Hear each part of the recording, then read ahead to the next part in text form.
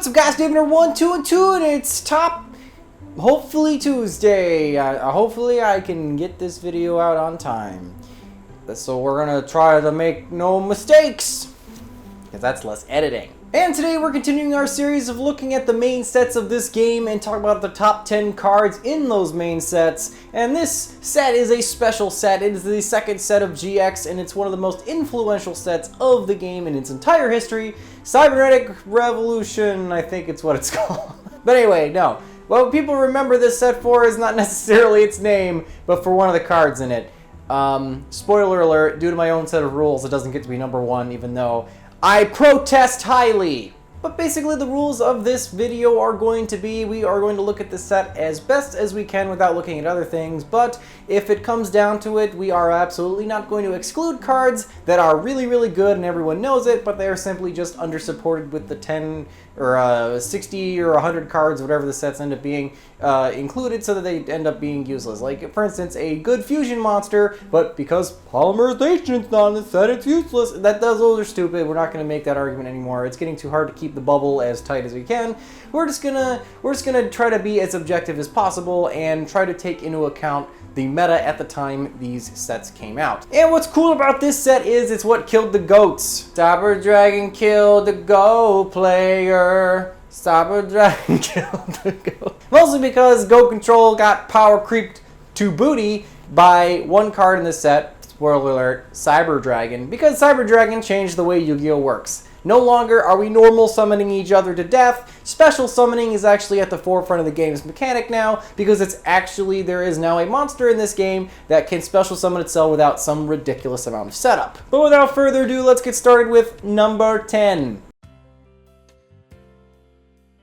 Number 10 is Jiri Beans Man. For one of the most influential sets in the history of the game, there's probably only solid 7 cards in the set. All the other ones are kind of weird. But Jiri Beans Man, he just makes the cut. Why, you might ask? Because he's a level 3 with 1700 attack. He's an earth and a plant, so his typing's alright, and with 0 defense means there's some cute stuff that can, get him out of the grave or whatever it is. So, okay, that's neat. At least I think so. He's really just a beater. Kind of a meme. I'm really not sure what to say about a vanilla monster, but it's the Beans Man. Next up is Goblin Elite Attack Force. Level 4 Earth Fiend with 2200 attack. And when it attacks at the end of the battle phase, it changes to defense position. It can't be changed back to attack position until the end of your next turn. And because it's the end of your turn, presumably, you have to wait another turn unless you're changing its battle position by some sort of card effect. Why is this on here? Well, it's a normal summable way of outing number 2 on the list. So that's interesting. So if you're looking at just the set, it has some function there. And, back in the day, we are still, even though, like I said before, special summoning was in the forefront of the game now, the game was still clunky enough where you could probably get away with putting a big beater on board and it may sit there for a turn or two, as opposed to nowadays where if that monster doesn't have 10 negates and a bunch of back row, it's gone next turn. So yeah, he's just a beat stick, but he's not bad. His typing's good, and level 4, you can't get more easy to summon than that, because being any lower doesn't really change that much. Man, I tell ya, the video quality that this Premiere can make is just great. Doesn't my video look great? Check out the high frames per second I'm getting on this render. Oh damn, dat quality dough. Basically, long story short, what happened was I didn't realize I skipped over number 8 until I was editing, and I got all the way done with the video and realized that I said like, number 2 is blah blah blah blah blah, and I realized that I had just put number 3 on the timeline, and I was like, oh no. But long story short, basically what number 8 is Dino Infinity. Basically, this level 4 dinosaur Gets 1,000 attack power for every banished dinosaur you have, and when this card was released, it was not uncommon to summon this thing with 2,000 attack power, which for level 4 is great. And nowadays, this thing has aged like a fine wine. Dinosaurs are all about banishing their own crap now, so you can hit this thing with the board with all the attack power. So if you want to play that kind of more OTK version of the deck, which it might not be the best version of the deck, but certainly this is a fun little tech choice if you just want to smack over some stuff and do a boatload of damage. So yeah, this card has definitely gotten better over time. So there you go, dinosaurs. That is number 8. We're flying through this one because half these cards don't do much. But here we go. Miracle Fusion. I am never going to ever say that I am a hero fan. I never played when the deck was particularly good, so I've only ever seen it be a fringe rogue contender at best. So my opinion of the deck is a little skewed. However, looking back at some of the older support for the deck, I could actually conceivably see why this deck may have been quite powerful at one point, and this is really a good, this is a really good contender for that. Miracle Fusion is just polymerization, except it lets you use monsters on the field or monsters in your graveyard, but you banish materials as opposed to going to the graveyard, because if they're in the graveyard, they can't just go to the graveyard. Why is this good? Well, because it tries to fix the inherent problem of the fusion and actually the ritual mechanic as well. What's wrong with poly? Well, it's a spell card. It's a specific spell card you need. It's a really strange thing to think that. It's so weird to think there's a whole summoning mechanic based around a specific one specific spell card, polymerization. But here's one of the first instances where we actually don't have to use poly anymore. We have other options, and Miracle Fusion it does definitely try to fix that. What does it do? Well, by banishing monsters from your graveyard as material for the fusion, you are alleviating the amount of card advantage you are losing for performing a fusion summon. Using one polymerization and conceivably 2 monsters to make it is a -3, and then you get 1 monster back, so you're at -2. That fusion monster better be really good. It better win you the duel, because a -2 is objectively a bad play. So this helps mitigate that, because if they're in your graveyard, they're not doing you much anyway, so you might as well banish them, get them out of play, and then you get a big old beater on board that hopefully has some sort of interesting effect that can help you problem solve or toolbox your way out of the current problem that your opponent has put in front of you. Overall, it's just really good card design, and it's actually starting to show that Konami is at this point in the game starting to realize how to print a card and make good archetype support that isn't just either booty or broken. So good on you guys. Now it's really weird that I was like, oh, this is one of the first alternate polys we got. Well, we got like 3 of them in this set, if not more. There might be one more. So they came out of the gate swinging with this one. Dragon's Mirror. Dragon's Mirror is literally the same card as Miracle Fusion, but instead of for just hero monsters, it's for dragons. So it's generic, more generic, not totally, but more. Because there's some really good dragon fusions. It'd be really easy to get 5 dragons in your graveyard to summon 5-headed dragon, or even 3 blue-eyes white dragons in your graveyard to summon ultimate dragon. And sure, neither of those guys are great, but they are huge beaters. So like I said earlier in the video, at this time in the game, a 5k beater that's only killable by battle by 1 attribute, because at this time I don't think we had playable god cards yet. So yeah, that's really not a bad play, and it's a 1-for-1. That's pretty good. I like that. And honestly, as time's progressed, this card's only gotten more cool targets for it. So it's like that, the First of Dragons and all the Venom guys. So yeah, you know what? We got some cool options for this one. Every once in a while, I noodle just teching this card in a deck. It's neat. Wish it was more searchable. Man, heroes are just killing it this list. Bubble Man! Why is Bubble Man on the list? Because he's a draw card. If he's the only card in your hand, you can just special summon him to the field. Wow. Everyone gives Cyber Dragon a lot of credit for the whole just being able to special summon stuff, but having nothing in your hand to just plop this guy down the field that's pretty easy. Especially if you've got some spells, you got some traps, just stick that stuff in your back row and then plop him down on the field.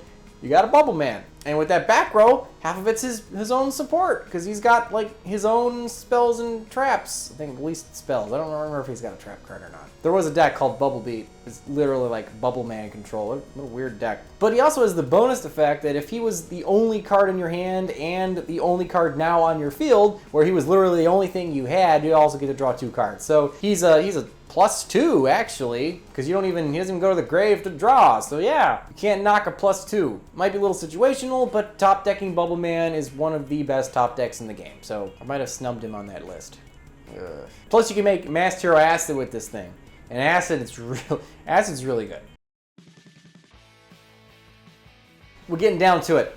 System down, to be precise. I didn't plan that little pun. System down is one of those controversial cards that's going to be on a list because everyone in the Discord was arguing about it. And I think it's because it's kind of situational, but in a format where we have a machine deck that is the best deck, or one of the best decks, more often than not, this thing will just sidle its way into everyone's DMs. I mean side deck. Because what does it do? Pay 1,000 life points, banish all machine monsters your opponent controls and in their graveyard. Whoa! If it just did all the monsters they control, that 1,000 life points would be totally worth it. But because it's also graveyard, you're getting rid of any recovery plays they also might have after the fact. So you are really doing a number on your opponent's machine deck. This thing saw a lot of play against Clees, because Clees are a pendulum deck and they could swarm the field. Ironically, not necessarily because of a pendulum summon, but because of the big dude that summoned the other two dudes. Which you'd tribute for the big dude. Pay 8, I guess. But yeah, nah, if it's the right format, this card's broke. If it's the bad format for it, then the card's useless. But that does not overshadow Undershadow. The card's absolute major utility. I love this card. And when it goes off, ooh, daddy. Alright, the last of our It's Not Polymerization cards is Power Bond. I like to make fun of Marion for playing his Power Bond deck with Cyber Dragons, but making fun of his deck for this being its win condition does not take away from this thing being its win condition. And holy crap, does this do exactly what Cyber Dragons want to do. You can fusion summon one machine monster from your fusion deck, extra deck, using materials on the hand or field to make that monster. So it's polymerization. However, the monster gains attack equal to its original attack. So whenever that fusion monster is in the field, normally its attack is doubled, unless there's some ambient attack gain or something. I don't know. There might be a weird card interaction where it might gain less than its current attack. I don't know. For the sake of this video, we're going to say it doubles its attack. Then during the end phase, you take effect damage equal to the amount of attack gained. So if it didn't win you the game, you take a bit of burn. That's your balance. If you pushed, but you didn't push quite hard enough, you get a little recoil. However, that's almost a non-issue. Because most of the time when a deck resolves Power Bond, it's either Ancient Gears or Cyber Dragons, and they are summoning something with a colossal amount of attack power, and it will probably connect, and it will probably OTK you. So that burn thing is probably not gonna happen very often. And it's now technically searchable. It's searchable by a very clumsy, I think it's like a battle tutor or something, but it's searchable, so that's good, but I can make fun of the card all day, but I can never take away the fact that this thing just ends games. It's like limiter removal, but it summons a good monster. You don't just have to have a good monster, so it's a lot better. And number 2, only because I'm adhering to some sort of rules to these lists, and anything that's on the Forbidden Limited list needs to get put higher on the list, is Cyber Dragon. Ah yes, Cyber Dragon. I've been talking about him all video, so it's really weird to start talking about him like I haven't been talking about him the whole video. 2100 attack, light, machine, special summons itself if your opponent controls monsters, and you don't. Everyone knows what Cyber Dragon does. Now let me just read it to make sure I didn't just say something stupid. If only your opponent controls what's there, you can special summon this card from your... I've spoken out my butt before. Why is this card good? Well, at just face value, it's a 2100 beater that can just put itself on board. Your opponent plays their stupid Jiri Beans man thinking they're clever, and you hit them with this, and you still got a normal summon. That's 2 monsters in 1 turn. That's a lot of summoning. But that's not all this card can do. It's a fusion material for several very powerful fusion monsters. Most of them will OTK you, especially when you summon them with Power Bond. As well as being fuel for Cyber Dragon Nova, which then in turn turns into Cyber Dragon Infinity, which is one of the best XC monsters we have in this game still. He just doesn't have much of a home outside of his own deck. But if he did, he'd be a pain in the booty. It's probably a good thing that Ptolemaeus is still banned. But not only that, you have things like the Chimeratech Fortress Dragon and Chimeratech Mega Fleet Dragon, which are both contact fusions which do not need Power Bond to summon themselves. They just need the proper material, and ooh, the proper material are your opponent's monsters. So you can, by game mechanic, send all their monsters to the graveyard, whether if they're machines, if it's Chimeratech Fortress, or if it's just in the extra deck zone with Mega Fleet. Meaning, Cyber Dragon just kind of waltzes himself onto board and then breaks a board all by himself like a special boy. Gotta love him some Cyber Dragons. Now the honorable mentions in this list are a little weird because I was having a hard time getting this list to 10 cards because after I hit like 7, I was starting to get a little. But how about Drillroid? Give the old Roids some love. This thing can like auto kill defense position monsters regardless of whether they're face up or face down. So that's kind of neat. It's problem solving ish. It's like a precursor to Construct, I guess. And then there's all those elemental trap cards with the charmers on them. The wind one. The wind one bottom decks a card on the field. So that's pretty good. I mean, they all have their utility in decks based around their attributes, but I'll pick the win one, I guess. I don't know. But we do most certainly have a dishonorable mention, and it's actually quite ironic.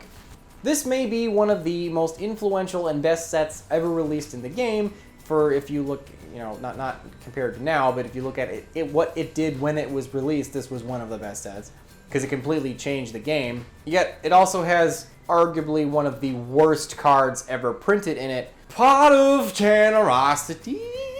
Oh boy, Pot of Generosity is a normal spell that lets you take 2 cards from your hand and shuffle them into your deck, and that's it. It's literally the reverse of Pot of Greed. Greed? Generosity. Heh! Clever, I guess. Except for the fact that, greed is good, and this is bad.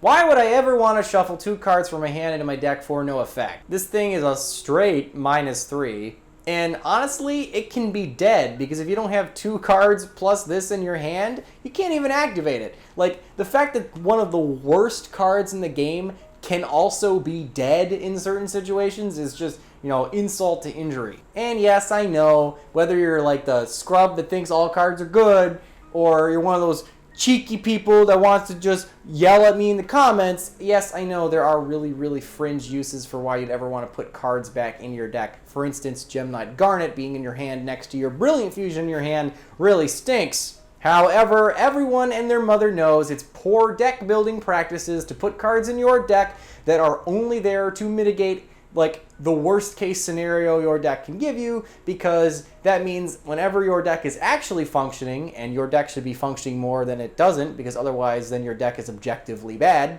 that this card is then dead the rest of the time. Why would I ever want a card in my deck that fixes my deck for that 1% of the time when it can't actually play, when 99% of the time it's actually hurting me in every scenario, and I would just wish this was any other card I ever put in my deck. I could make a whole video discussing why this card's stupid, and any arguments for it are stupid. However, I think I'm giving this crappy card more time than I gave, like, Bubble Man, and that is actually really sad. So I'm stopping right now.